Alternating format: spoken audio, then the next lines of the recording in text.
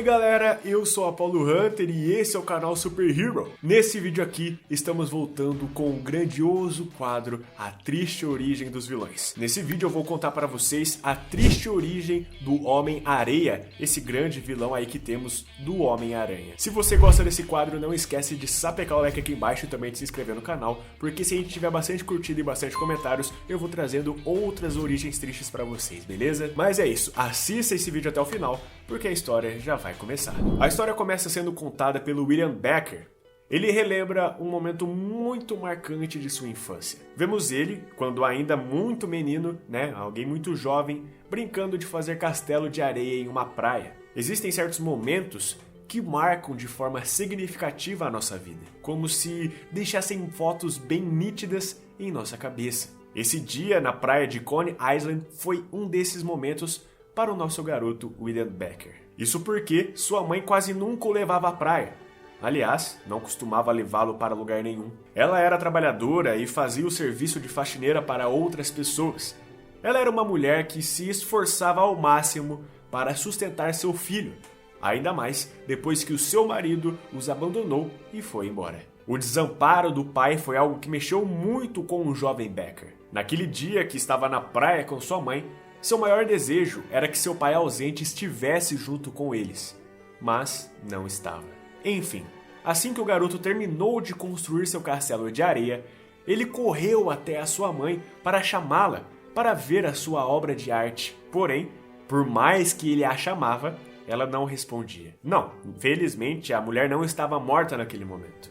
O problema é que ela era alcoólatra. Na praia onde eles estavam, ela havia ingerido muito álcool e por isso ela basicamente tinha desmaiado de tanto beber. Não importava o quanto William o chamava, ela nem se mexia. Como tinha se tornado uma tarefa quase que impossível para o garoto, ele desistiu de acordá-la e deitou ao seu lado, esperando que ela despertasse em algum momento. O tempo passou e vimos que o menino só acordou depois que a sua mãe lhe chamou. Agora ela já estava melhor e disse para ele ajudá-la a guardar as coisas para que eles fossem embora para sua casa. O William acorda, mas estava um pouco sonolento ainda. Ele diz para sua mãe que dormiu tanto que chegou até a sonhar. Enquanto esfregava os olhos, ele se lembrou do castelo de areia. Rapidamente ele despertou, pegou na mão de sua mãe e saiu correndo, dizendo que queria lhe mostrar alguma coisa incrível que ele tinha feito. Ele continuou puxando o braço dela e foi implorando para que ela o acompanhasse, para ver o enorme castelo de areia que havia sido construído inteiramente por ele. Porém, ao chegarem no local, uma grande decepção. O garoto ficou extremamente chateado, pois seu castelo de areia não estava mais intacto. Isso porque estava chovendo e o mar estava um pouco agitado. Dessa forma, as ondas deformaram todo o trabalho que ele tinha esculpido. Sua mãe diz que é uma pena, mas completa argumentando que a vida é assim mesmo. Nada é para sempre, desde arte até relacionamento. Nada é eterno. Cedo ou tarde, tudo acaba. A mãe de William então diz para ele esperar ali mesmo, pois ela vai voltar para buscar as coisas que tinham ficado no lugar onde eles haviam dormido. O menino ficou embaixo da chuva, olhando de maneira triste para aquilo que antes era sua obra de arte. Ele se ajoelhou perante seu castelo destruído e então começou a refletir sobre aquilo que sua mãe tinha dito, de que nada é para sempre. William Becker não aceitou essa frase. Ele pensou consigo mesmo que ele seria a primeira pessoa capaz de criar algo que não acabaria. Ele queria fazer um negócio que não se perdesse nas areias do tempo. A história então é cortada para os dias atuais, e o já Homem-Areia está em uma batalha contra o Homem-Aranha. Atualmente, William Becker deixou seu nome para trás e passou a usar a alcunha de Flint Marko, o poderoso vilão Homem-Areia. Hoje em dia, o inimigo do amigão da vizinhança vê a vida como uma roda. Para ele não importa quantas voltas dê, você pensa que está indo para algum lugar, mas cedo ou tarde percebe que continua na mesma.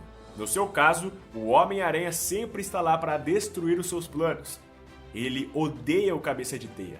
Acha que o herói é um miserável que passa a vida escondido atrás de uma máscara. Flint sabe que é um bandido, mas acredita que, por não usar máscara, ele é alguém mais honesto. pois realmente dá a sua cara à tapa. Ele agora é o Homem-Areia e quer fazer de tudo para alcançar os seus objetivos. Vemos que durante a briga atual entre ele e o super-herói Aracnídeo, o Homem-Areia está enorme, mais alto do que uma roda gigante, e por isso será um grande desafio para o Homem-Aranha. A história volta alguns anos no passado novamente. Vemos um dia em que o garoto William Becker construiu uma escultura de castelo utilizando apenas areia. Sua professora, conhecida como Senhorita Flint, ficou muito feliz com ele e o parabenizou bastante. Disse que ele sempre fez esculturas magníficas, mas que dessa vez ele tinha se superado. William, muito empolgado com os elogios da professora, disse que ele apenas tenta reproduzir aquilo que ele vê em sua cabeça. A senhorita Flint completa dizendo que isso é muito difícil e que ele realmente está fazendo um ótimo trabalho. Enquanto conversavam, William vê um anel na mão da mulher e enaltece a beleza do objeto. A professora agradece e diz que é um anel de noivado que acabou de ganhar de seu companheiro. Ao ouvir aquilo, William Becker ficou completamente desanimado e triste. Ele tinha uma paixão platônica pela professora e saber que ela vai se casar o deixou bastante chateado. O menino pergunta para ela se o seu futuro marido também é professor. Ela responde que não, que ele é corretor da bolsa. O William fica curioso e pergunta se essa profissão ganha bastante dinheiro. Meio encabulada com a pergunta, a professora responde que sim, de uma forma meio constrangida. Nesse momento, o jovem William Becker colocou em sua cabeça que queria ser rico quando crescesse. Afinal, ele passou a acreditar que todo homem rico pode ter a mulher que quiser ao seu lado. A senhorita Flint desceu para o refeitório, enquanto William ficou na sala de aula, totalmente cabisbaixo. Para piorar a situação, ele tinha feito um presente para sua professora. Era uma arte de areia dentro de uma garrafa, mas depois que sofreu sua desilusão amorosa, ele ficou sem coragem para lhe entregar. O problema é que enquanto estava na sala de aula, se sentindo no fundo do poço, alguns alunos mais velhos apareceram para importuná-lo. Vic era o líder daquele trio de garotos delinquentes. Ele já chegou ofendendo o William e suas esculturas de areia. O William tentou retrucar, mas a ocasião ficou ainda mais complicada. Os meninos mais velhos o agrediram fisicamente e ainda quebraram todas as esculturas que ele tinha feito. Afinal, esses garotos eram muito mais fortes que ele. Chegou um momento que ele apanhou tanto que ele nem sentia mais dor. Vemos então que ele chegou em sua casa completamente roxo e inchado. Sua mãe ficou muito assustada com o que viu e lhe perguntou o que havia acontecido. Ela questionou o porquê de a escola não ter ligado para ela para avisar sobre o ocorrido. William Becker conta que ninguém viu e que após apanhar, ele fugiu da escola. A mãe começa a chorar e diz que a culpa é toda dela, que se ela não bebesse tanto, o pai de William não os teria abandonado e seu filho teria alguém para ensiná-lo a se defender de verdade. Nisso, o pequeno William ficou completamente irritado. Ele então disse que sabe sim se defender e que vai mostrar isso para o mundo inteiro. A história volta para o confronto nos dias atuais. Homem-Areia e Homem-Aranha estão brigando em um parque de diversões que fica situado em uma praia, o que justifica o tamanho enorme do vilão, já que lá tem areia o suficiente para ele moldar o seu corpo da forma e dimensão que quiser. Em um certo momento, o cabeça de teia se agarra à roda gigante que havia ali. Acontece que o Homem-Areia aproveita o momento para usar a sua forma descomunal e simplesmente arremessa o brinquedo gigante com o Homem-Aranha ainda preso ali. Mais uma vez, voltamos para o passado. Vemos que o jovem William passou a ter um grande carinho pela praia. Sempre que ele tinha vontade, ele ia à praia. Até porque sua mãe vivia ocupada o bastante, seja trabalhando, seja se embriagando.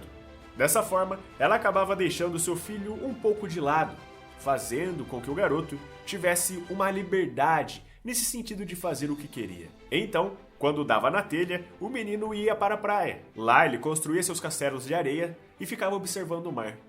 Foi em uma dessas observações que o menino William constatou algo que lhe chamou a atenção. Ele reparou como a água do mar agia quando tinha gente dentro. Ele percebeu que quem ficava parado quando vinha uma onda era derrubado. Já quem se deixava levar pelas ondas não se machucava. William também observou como suas construções de areia mudavam de forma conforme a água passava. Então, ele decidiu e treinou em um mês inteiro para se mexer como a água e a areia. Até que depois de um tempo, o valentão da escola e seus colegas capangas foram tentar agredir o William novamente. Porém, ele agora estava preparado. Os meninos não conseguiam sequer relar um dedo no William. Eles não conseguiam machucá-lo. Sempre que eles achavam que tinham o pego, ele escorregava entre seus dedos feito água ou areia. Foi nesse dia que William Becker aprendeu sobre o poder. Ele percebeu que o poder faz com que os outros te respeitem, que as meninas se interessem e que mesmo os professores e diretores não se importavam com o que é justo ou errado. As autoridades da escola, na visão dele, só queriam mostrar quem é que manda. O William foi bonzinho a vida toda, mas quando se defendeu dos agressores, ele tomou uma punição. Mas com esse castigo, ele percebeu que agora era reconhecido como uma ameaça pelos próprios coordenadores. E ele realmente gostou dessa sensação de ser um intimidador. O tempo foi passando e agora na escola, o William Becker era o mais novo valentão. Todos os alunos tinham medo dele, inclusive os antigos valentões, que agora eram seus capangas. E isso perdurou durante anos. Tudo começou durante o ensino fundamental, mas perdurou até mesmo ao último ano do ensino médio. Era como se a mente de William tivesse remodelado não só o seu jeito de viver, mas também o seu corpo. Ele ficou alto, forte, um verdadeiro casca-grossa. Acontece que durante o ensino médio, o William mudou seu nome. Agora, ele era conhecido como Flint, justamente em homenagem à professora a qual ele tinha um amor platônico durante o ensino fundamental. Ele mudou de nome porque sua reputação de William Becker era horrível. Ele lembrava das coisas que sofreu e isso lhe fazia mal. Por isso, resolveu recomeçar, mudando até o jeito que era chamado. Ao longo de todo esse tempo, agora o Flint carregava um grande ódio dentro do seu peito. Ele era revoltado com tudo e com todos, porém, ele descobriu um lugar onde podia descontar essa sua raiva, o futebol americano. Ele se tornou o melhor jogador da escola e passou a fazer sucesso com a galera. Ele se tornou popular. Todas as garotas queriam sair com ele. E o melhor de tudo, dentro de campo, ele podia bater em todo mundo que ainda ganhava fama com isso. Certa noite ele saiu com uma líder de torcida, mas durante a madrugada, enquanto dormia, o Vic foi até onde ele estava e o acordou pedindo ajuda. Vic era justamente o garoto que maltratava o pequeno William durante a infância, mas que agora havia se tornado um capanga do próprio Flint. Vic está desesperado e diz que está devendo dinheiro para uma galera da máfia e que somente o Flint pode ajudá-lo. Vic conta que se ele não pagar a dívida, ele será literalmente morto pelos criminosos. Tudo que o Flint deve fazer é perder os próximos jogos de futebol americano, pois se o time deles perder, os mafiosos o liberariam. Tudo isso por conta de apostas. No começo, o Flint reluta e diz que não fará isso, mas Vic implora, dizendo que precisa estar vivo para ajudar a sua mãe. Ele é a única coisa que sua mãe tem. Isso acabou amolecendo o coração gelado do Flint. Afinal, era a vida do cara que estava em jogo. Então, no próximo jogo que teve, ele realmente entregou e fez seu time perder. Porém, seu treinador percebeu o que ele tinha feito e por isso o chamou para conversar no vestiário. Lá, o treinador o humilhou e disse que era nítido que Flint tinha jogado mal de propósito. Ele sabia que devia ter dinheiro envolvido nesse meio. Por isso, o treinador o xingou e disse que Flint nunca seria alguém na vida. Isso irritou tanto o Flint que ele usou o capacete para dar um forte golpe no treinador, que caiu no chão. A raiva era tanta que mesmo com o homem lá já no chão, o Flint não parava de agredi-lo. Desse dia em diante, a vida de Flint virou do avesso. A história volta rapidamente para o presente e vemos que o Homem-Aranha saiu voando assim que o Homem-Areia arremessou a roda gigante com ele dentro. Porém, apesar de cair no chão, o herói conseguiu se salvar e não teve ferimentos muito graves. Bom, de volta para a história de vida do Flint, vemos que ele se rebelou de vez. Ele e Vic viraram assaltantes. Eles queriam juntar dinheiro para irem embora da cidade. Até que certa noite, eles acabaram sendo perseguidos pela polícia. Cada um correu para um lado. Vic conseguiu fugir, mas Flint entrou em um caminhão de areia e tentou se esconder. Mas foi descoberto e acabou sendo preso por lesão corporal e pelos assaltos que havia cometido. Ele não entregou seu parceiro de crime. Ele não quis revelar quem era o seu cúmplice e por isso acabou perdendo uns pontos com o promotor, fazendo com que ele pegasse uma pena maior na cadeia. Mas foi na penitenciária que a coisa piorou ainda mais. Acredite ou não, foi no presídio que agora o Flint encontrou seu pai, o homem chamado Floyd Becker. Assim que Flint o viu, ele reconheceu na hora. Floyd estava jogando basquete com outros presidiários. E em um certo momento, acabou sendo arremessado no chão por outro preso. Sem pensar direito e por puro instinto, Flint deu um soco no homem que havia derrubado o seu pai. Floyd se levantou e disse que não precisava de ajuda, mas que admirava a coragem do rapaz que mal chegou na cadeia e já estava arranjando briga. Floyd não percebeu que aquele na sua frente era seu filho. Até mesmo que durante a conversa ele deixou escapar que seu filho, William Becker, era um garoto fraco e incompetente, e que isso tinha sido um dos motivos dele ter abandonado a criança ainda durante a infância. Flint ouviu aquelas palavras e ficou calado. Ele não revelou ser o William. Pelo contrário, ele se apresentou como Flint e inventou um sobrenome ali na hora. Flint Marco agora era a sua alcunha.